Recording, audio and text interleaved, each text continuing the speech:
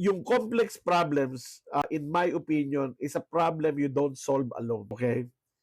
Kailangan mo ng collaboration.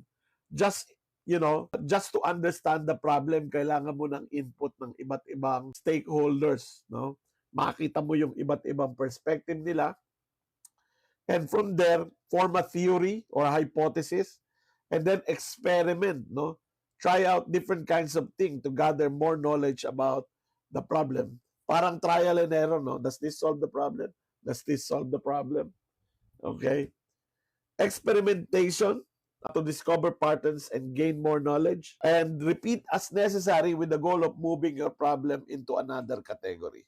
Ibig sabihin, pag naintindihan mo na yung complex problem, pwede mo ba siyang i-move to a complicated problem or maybe an obvious problem kasi alam mo na yung solution through experimentations, no?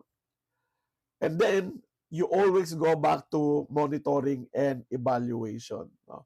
Execute, evaluate, following yung tinatawag natin plan, do, check, act cycle.